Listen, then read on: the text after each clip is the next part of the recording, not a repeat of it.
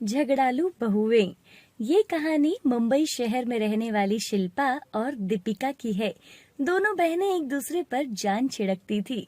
दोनों हमेशा एक दूसरे का हर काम में साथ देती और एक दूसरे की पसंद का भी बहुत ध्यान रखती थी। उन दोनों की पढ़ाई भी अब पूरी हो चुकी थी। एक दिन उन दोनों के माता पिता आपस में बातें कर रहे थे।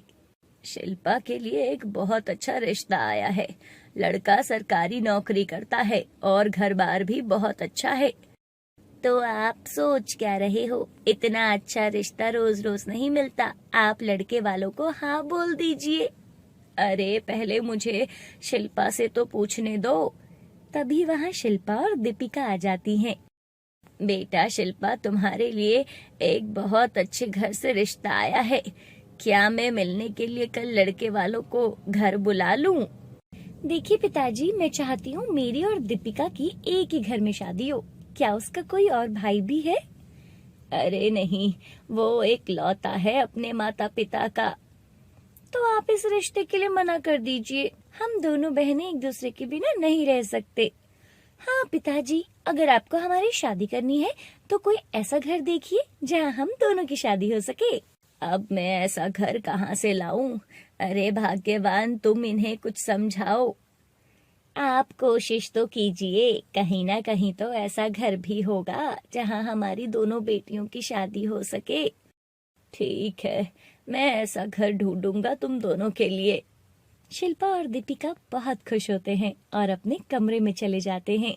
कुछ समय के बाद उनको ऐसा परिवार मिल जाता है जहाँ दो भाई थे और उन दोनों की शादी वहाँ हो जाती है। शादी के बाद वह दोनों अपने पतियों के साथ दिल्ली आ जाते हैं, क्योंकि उन दोनों के पति दिल्ली में ही नौकरी किया करते थे। कुछ समय तो वो सभी बहुत प्रेम से एक दूसरे के साथ रहे थे, लेकिन एक दिन दीपिका, तू पूरा दिन सजने संवरने में निकाल देती है और किचन का सारा काम मुझे अकेले ही करना पड़ता है। दीदी, मैंने सुबह अकेले पूरे घर की सफाई की थी। तब तो तुम घोड़े बेचकर सो रही थी। तब क्यों नहीं काम करवाया? दीपिका, तू अपनी हद में रहकर बात कर। बड़ों से बात करने की बिल्कुल तमीज नहीं है तुझे। अरे छोटी हूँ, कोई तुम्हारी नौकरानी थोड़े ना हो जो हमेशा तुम्हारे ताने सुनती रहूं। और इसी तरह वो दोनों बहनें किसी न किसी बात के कारण एक दूसरे से लड़ती रहती थी। एक दिन शिल्पा अपने पति से बोलती है, समीर, तुम पूरा दिन ऑफिस में काम करते हो और मुझे कहीं भी घुमाने नहीं लेकर जाते। दूसरी तरफ अपने भाई को देखो, आए दिन दीपिका को कहीं न कहीं घुमाने लेकर जाता ही रहता है। ठीक है बाबा, हम भी घूमने चल लेंगे। ये दीपिका है ना, आए दिन कुछ ना कुछ अपने लिए खरीदती रहती है और बस घर का खर्चा मैं ही उठाती रहती हूँ। तभी दीपिका ये बात सुन लेती है। शिल्पा दीदी, मैं जो भी सामान लेती हूँ ना, अपने पति से खरीदवा कर लेती हूँ। तुम ना थोड़ा सोच समझ कर बोला करो। अच्छा जी, तो रसोई घर का सारा सामान तू ही ले आया कर ना, उस पर तो एक पैसा नहीं खर्चती तू। रहने दे शिल्पा, मेरे पास पूरे घर खर्च की लिस्ट है। घर का ज्यादातर खर्चा हम ही करते हैं।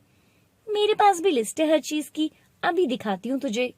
और वो दोनों अपने लड़ाई झगड़े की वजह से घर में दीवार खड़ी कर देते हैं। रात को दोनों भाई आपस में बातें कर रहे थे। सोहन भैया, घर में क्या हो रहा है? हमारी बीवियों ने हमारे घर में दीवार खड़ी कर दी है। हाँ रवि, अगर माँ और पिताजी को पता चला कि हमारे घर का बंटवारा हो गया है तो उन पर क्या बीतेगी। हमें कैसे भी करके इन दोनों बहनों को फिर से एक करना होगा।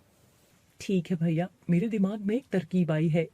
तभी वहाँ शिल्पा और दीपिका आ जाते हैं। अच्छा, तो आप दोनों यहाँ छुप छुप कर मिलते हो। मैं आपको कितनी देर से ढूंढ रही हूँ। दीपिका, तुम्हें दिखाई नहीं दे रहा कि मैं सोहन भैया के साथ बात कर रहा हूँ? अरे रवि, तेरी बीवी अब बड़ों की इज्जत करना भूल गई है। हाँ हाँ, सारी तमीज के लड्डू तो आपने ही खाए हैं ना। अरे बस करो तुम दोनों, जब देखो एक दूसरे के साथ लड़ती रहती हो। और सोहन और रवि वहाँ से चले जाते हैं। अगली सुबह शिल्पा और दीपिका के माता पिता उन दोनों से मिलने उनके घर आते हैं। उनके घर पहुंचकर वो देखते हैं कि उन्होंने घर के बीच में दीवार खड़ी कर रखी है। तभी दीपिका घर के बाहर उनको देख लेती है। अरे माँ, पिताजी, कैसे हो आप? आपने बताया नहीं कि आप आने वाले हैं। अरे बेटा, पहले तू ये बता कि तुम्हारे घर में ये दीवार किसने बना दी और शिल्पा कहाँ है? तभी शिल्पा भी घर से बाहर आती है। अरे माँ, पिताजी आप इधर आइए ना, मैं यहाँ पे हूँ। नहीं, आप अंदर चलिए, उसके पास आप बाद में जाना। यहाँ क्या चल रहा है? तुम दोनों आपस में घर का बंटवारा कर चुके हो, हमें बताया भी नहीं। माँ, अब मैं शिल्पा दी के साथ नहीं रह सकती हूँ, वो मुझसे हमेशा जलती रहती है। अरे तुझसे मैं क्यों जलने लगी? वैसे भी तो जैसी बदतमीज के साथ तो मैं भी नहीं रह सकती। अरे तुम दोनों यहाँ एक दूसरे से नफरत करने लगी हो, और मैं तुम्हारी बचपन की फोटो लाया था, इसका क्या करूं? पिताजी मुझे दिखाइए ये फोटो।